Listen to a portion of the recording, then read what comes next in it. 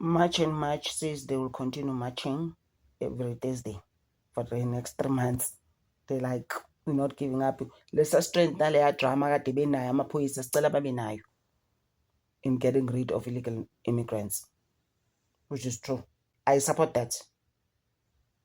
Jacinta is determined to get rid of the illegal immigrants. Hi guys, you know my videos, you've seen them on my channel. What's the tea, Siyatlazia? You've seen them here on Guningia Mzansi. I'm saying the same thing. Can you just breathe, please? What's the plan now? What's the way forward?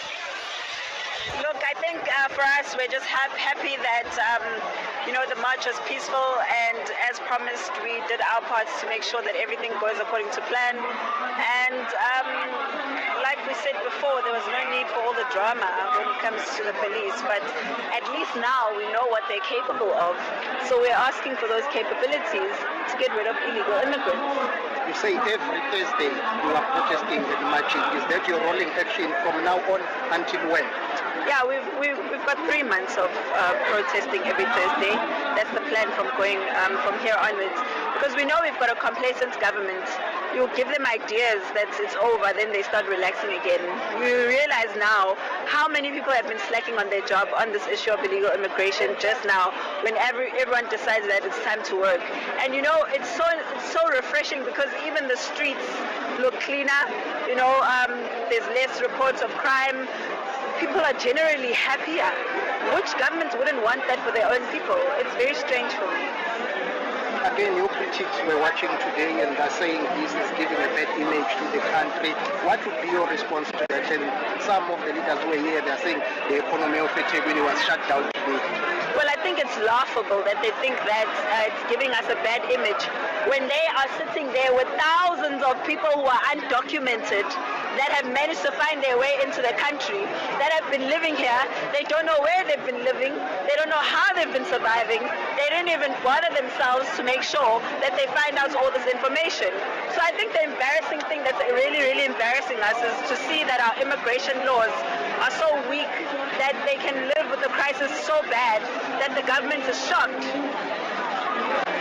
When Pakadumchakati met President Ramaphosa yesterday, given an opportunity to meet with him, and what did you say to him? We've sent several requests to meet with the president. He hasn't responded to any of them. If he responds, would you meet him? Well, if he wanted to meet us, he would have done it by now. But I guess it's the Zuma surname.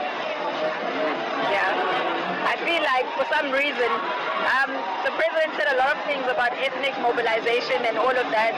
And, I was hoping that he would address those things, where all of those things come from, because all of these people across the country are not one ethnicity. It's a number of people, different races. You saw for yourself today, all complaining about the same thing. So, I would have hoped that he looked at the issue with a different view.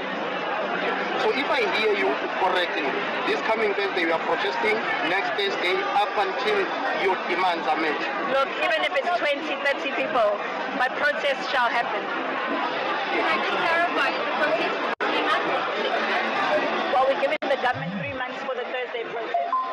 Yeah, like I said, this thing is like you're in a boxing ring. Can't give out all your energy at once. I guess we did one energy 30th of June. Now we're on to round 2. And then we'll be on to round 3.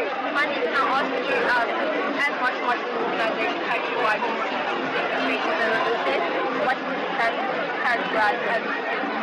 Look, I think it was an absolute success. I mean, even in Limpopo, where people were trying so hard to cause division between the movement and a certain tribe, we still managed to pull numbers. And for us, that means that the whole country is speaking in unison, that we're tired of illegal immigrants, wherever or whichever part of the country you're from. We're all just asking for the government to give us a solution to the immigration crisis. And like I said, we saw that they've got these resources that they were flexing, so now it's time to put them to good use. I mean, right now the march has ended. What time is it? After 4. I'm sure they've got a couple of hours to spend their day to go house to house and remove all these people who are living here illegally.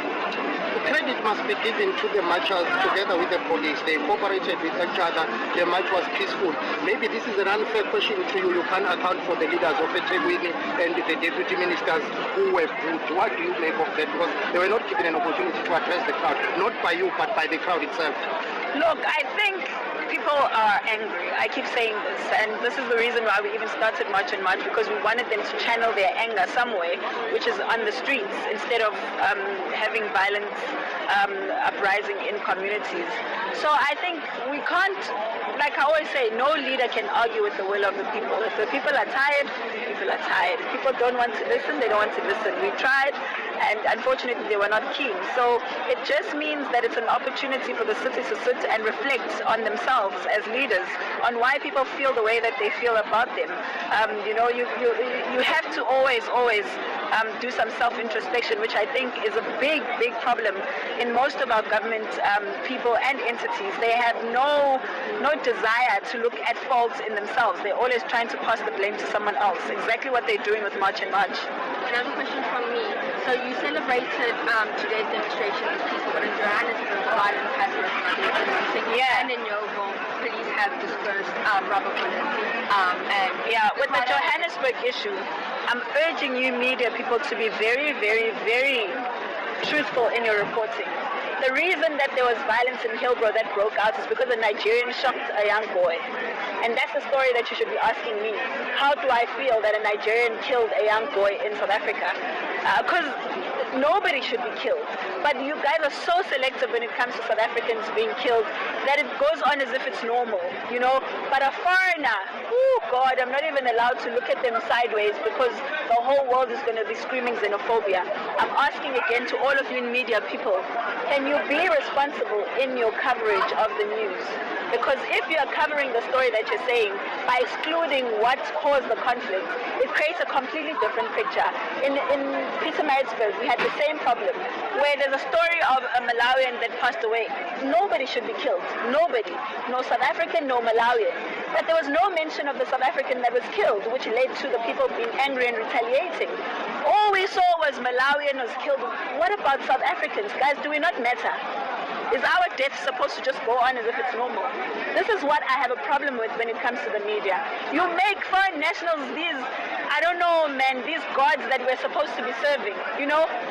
All we're asking is just tell the story as is from the beginning to the end. That's it.